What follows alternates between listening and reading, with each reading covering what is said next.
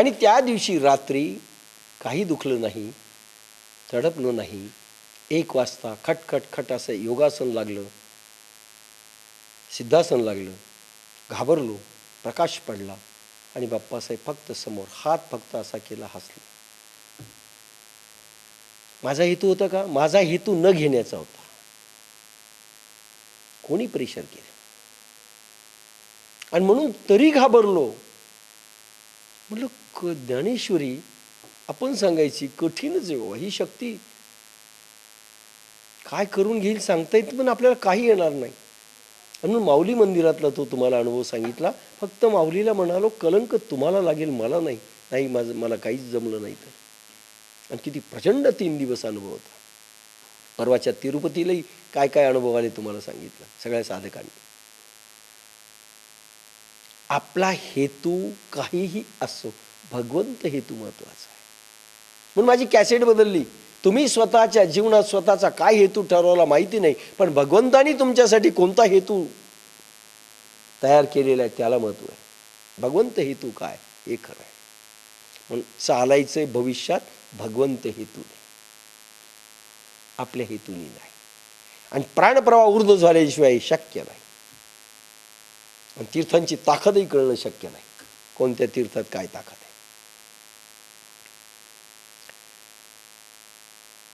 म्हणून जे जे उचित कर्म कर अर्जुना, घाबरू नकोस, पण हेतू रहित कर.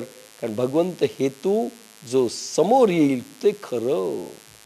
भगवंत हेतू पहा.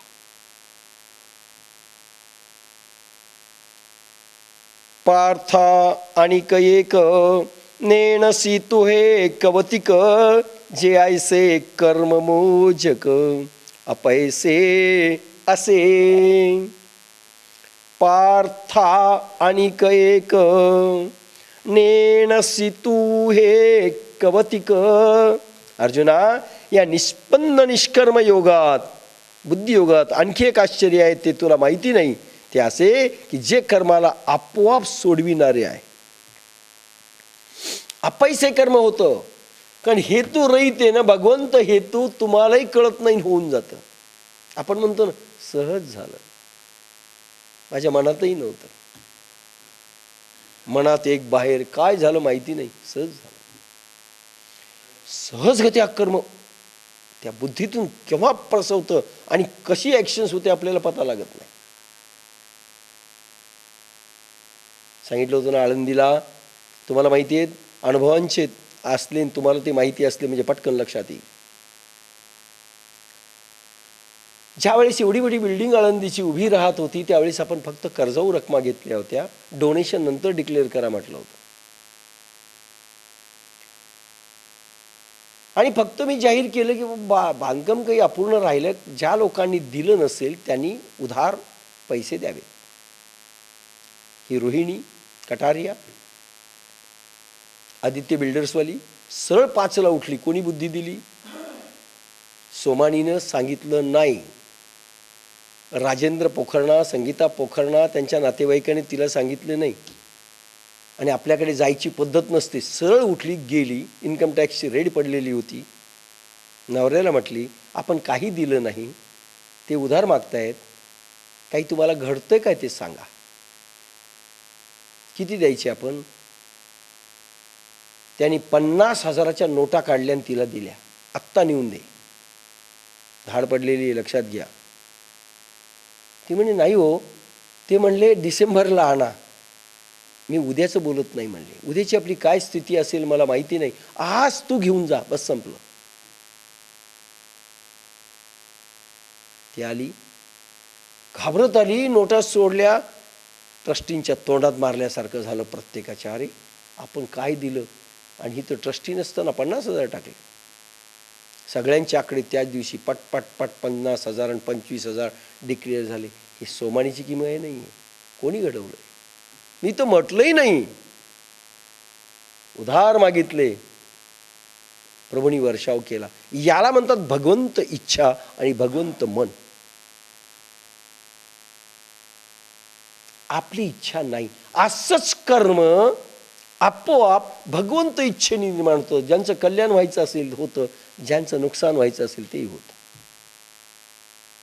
आपण काहीच करत नाही.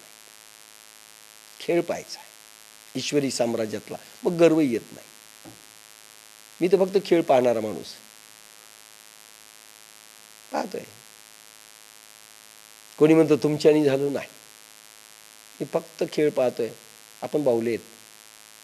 त्याची इच्छा नसल्यास तुम्ही काय करू शकता हो? काही नाही, नेव्हर. म्हणून एकाच साधकाची भावदशा बरोबर नव्हती आणि तिरुपती बालाजीला मी आव्हान केलं. पहिल्या दिवशी काही अनुभव कोणाला नाहीत, कारण माझी श्रद्धा बरोबर नव्हती. ज्यावेळेस मी म्हटलं, हे सिद्धी देवते, तू फक्त पैशाची देवता नाहीयेस. मोदीजी महाराजांनी, माऊलींनी आणि बाप्पासाहेबांनी हे कार्य सोपवलं असेल आणि ते आम्ही योग्य तऱ्हेनं करत जर असू, तर तू तुझी प्रसन्नता, आनंद, अनुभवाचा आशीर्वाद देऊन व्यक्त कर. बस एवढीच फक्त प्रार्थना आहे. प्रचंड अनुभव, जे तुम्हालाही नंतर इथे आले. प्रचंड अनुभव. एक सेकंद लागत नव्हता की अनुभव येत होते. आजही प्रचंड अनुभव ते चालू आहेत. त्यावेळेस कळत, प्रसन्न असतील, आनंदित असतील तर दे, नाही तर देऊ नको. काय दैवी लीला आहे, हा आपला खेळ नाही आहे, हा त्यांचा आहे, दैवी प्रांत आहे.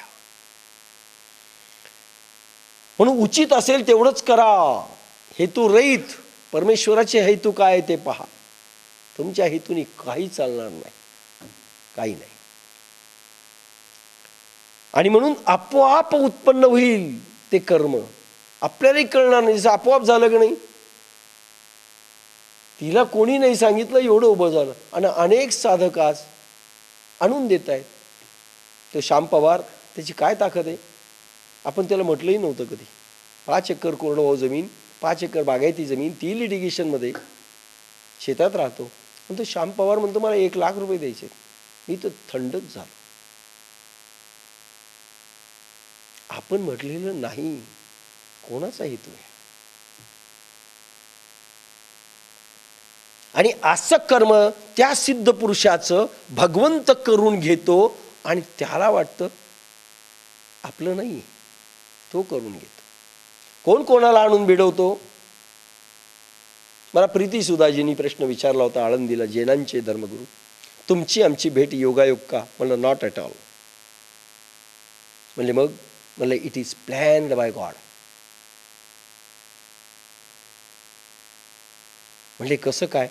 मग मी सांगितलं, आम्ही कुठेतरी सेलूमध्ये राहणारे त्यावेळेस शिक्षणाला, निवळी गावचा, शेखर पुण्याला राहणारा, राठोड कन्नडला राहणारा, ही कुठल्या कुठे पोरं. आणि इंदोरून मोदीजी महाराज काशीला पत्र लिहितात की पोरं येतील, महाराष्ट्रात जा, तयार करून घे, काम आहे विश्वस्वधर्माचं.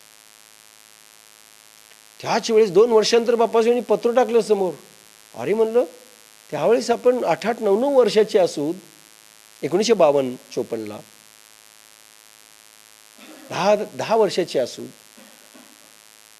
9 वर्षाचे असू. आणि त्यावेळेस मोदीजी महाराज सॅटेलाईटवर आम्हाला पाहतात की पोरं येतील, तयार करून घ्या. कोणी भिडवलं, कोणापाशी आणून भिडवलं? याला भगवंत हेतू म्हणतात, आपला हेतू नाही. असा भगवंत हेतू उत्पन्न झाला, अनुभवाला आला की मग मात्र पाप आणि पुण्याच्या वर्ग सरकला आणि असा ॲटोमॅटिक होतो, असं भगवंत म्हणतात. ॲटोमॅटिक होतो, ॲटोमॅटिक. आपल्याला विचार करावा लागतं, नाही तर मग विचारायला जावं लागतं, मी करू का नको करू, सांगा बरं. मी हे खाऊ का ते खाऊ, मी ही लाईन घेऊ का ती लाईन घेऊ, मेडिकल घेऊ का इंजिनिअरिंग घेऊ. कारण बुद्धीमध्ये स्पार्कच नाही ना, त्याचा भगवंत स्पार्क पाहिजे. आपोआप निर्माण होतं म्हटलंय. देखे अनुक्रमाधारे स्वधर्म जो अचरे, पहिल्यांदा शब्द वापरला आहे. आता इथून पुढे स्वधर्म शब्द येईल. आणि हा स्वधर्म शब्द माऊलींचा गर्भितार्थ किंवा स्वधर्म या शब्दाचा गर्भितार्थ मागच्या ओव्या पाहिल्याशिवाय पुढे सरकता येणार नाही. आणि जगात जो स्वधर्माचा अर्थ केलाय तोही कळणार नाही जोपर्यंत मागचे सगळे रेफरन्सेस तुमच्या लक्षात येत नाही. पहिल्यांदा शब्द टाकलाय देखे अनुक्रमाधारे. अनुक्रमाधारे म्हणजे मागे सांगितलेल्या पद्धतीनं बुद्धियोग कसा मिळतो, सिद्धगुरु कसे मिळतात, नंतर वज्रकवच कसं घालायचं, व्यवहारातील कर्म कसं करायचं, साधनेतील कर्म कसे करायचे, आणि शेवटीपर्यंत तितके गुणवत्ता कशी धारण करायची, 27 लक्षणं आणि पुढे बाकीची पुन्हा सांगितलेली लक्षणं. सगळे प्रयोग केल्यानंतर ऊर्ध्वरेता तुम्ही झाले, मन तुमचं संपलं, समाधी अवस्था प्राप्त झाली की ॲटोमॅटिक कर्म प्रगट होतील. त्याला स्वधर्म म्हटलंय. स्वधर्म म्हणजे मागे सांगितलेली पूर्ण साखळी, वैज्ञानिक रीती, पद्धती, योगक्रमानुसार जर तुम्ही अवलंबिली त्यालाच फक्त स्वधर्म म्हटलं, इतर गोष्टींना नाही. म्हणून मागची ओवी महत्वाची आहे. देखे अनुक्रमाधारे. अनुक्रम सांगितलेला आहे माऊली म्हणतात आणि भगवान गोपालकृष्ण म्हणतात. त्या अनुक्रमाचा फॉलोअप वैज्ञानिक रीतीनं परफेक्ट जुळला पाहिजे.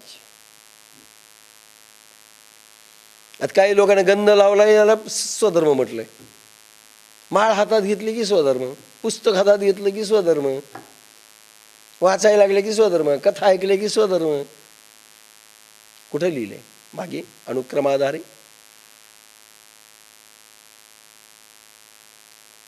स्वधर्माचा अर्थ करताना स्वधर्म, स्वचा अर्थ आहे आत्मा आणि आत्म्याचा धर्म. आत्मधर्म केव्हा होतो? हा आत्मा तुम्हाला प्रगटला पाहिजे. आत्म्याचा अनुभव योगामधून, अनुभवामधून आला पाहिजे, जो तुम्हाला अनेकदा मधून येतोय. त्या आत्मधर्म प्रगट होण्याकरिता ज्या ज्या वैज्ञानिक रीतीचा अनुक्रम सांगितलेला आहे, वैज्ञानिक रीती सांगितलेली आहे, पद्धती सांगितलेली आहे, ती बरोबर तंतोतंत करणे म्हणजे स्वधर्म प्रगट होणे. तरच आत्मा समोर प्रगटेल. आत्मा समोर प्रगटण्याकरिता जी लाईन आणि साखळी दाखवली त्याला स्वधर्म म्हटलंय. आत्म्याचा धर्म काय आहे? प्रगट होणे, ब्रह्मसाक्षात्कार होणे, जीव ब्रह्मरूप करणे, माणूस परमेश्वर होणे. आत्म्याचा धर्म आहे. तर हा असं होण्याकरिता जी पद्धती सांगितली वर तीच अनुकरण करा, यालाच स्वधर्म म्हटलंय. आता बाकीचे म्हणतील मग पोथ्या वाचल्या, आम्ही नामजप केला, मंत्रजप केला, पोथ्या ऐकल्या, हे काय? पात्रतेचे प्रयोग आहेत. सिद्ध पंथ मिळण्याकरिता पात्रतेचे प्रयोग आहेत. आणि पात्र झाल्यानंतर सिद्ध गुरु मिळतात, कुंडलिनी जागृत होते आणि तिथून ज्ञानेश्वरी आणि भगवद्गीतेचं उड्डाण सुरू होतं. मग असं म्हणाया स्वधर्म प्रगट होण्याकरिता लागणाऱ्या पात्रतेचे अभ्यास, पण स्वधर्म नाही. किती कन्फ्युजन आहे सगळ्या जगात. होम हवनलाही स्वधर्म म्हटलंय, कशालाही स्वधर्म म्हटलंय. आणि मग तो म्हणजे आपल्या धर्माप्रमाणे राहा. मग ब्राह्मणाने काय करायचं, क्षत्रियाने काय करायचं, आपापले धर्म, त्याला स्वधर्म म्हटलंय. अरे स्व म्हणजे आत्मा. असे सगळे शब्द आहेत ते. देखे अनुक्रमाधारे स्वधर्मचो आचरे तो मोक्ष तेणे व्यापारे निश्चित पावे. ते कर्मविज्ञान पहा. रक्त वर्ण आश्रम व अभाव योगातील पात्रतेच्या पायरीप्रमाणे जो कर्मयोगी आत्मधर्माचे आचरण करीतो तो त्या रीतीने खचित मोक्षाला पावतो. हे फक्त बाप्पासाहेबांचे अर्थ आहेत. हे अर्थ बाकीच्या ज्ञानेश्वरीत असतील की नाही तुम्ही तुमचं पहा. पात्रतेच्या पायरीप्रमाणे आत्मधर्माच्याकडे वैज्ञानिक रीतीनं जाणं, दॅट इज स्वधर्म आणि रीती. आणि अर्जुना निश्चित मोक्षाला जाशील. मोक्षाला जाण्याकरिता, मोक्ष म्हणजे काय?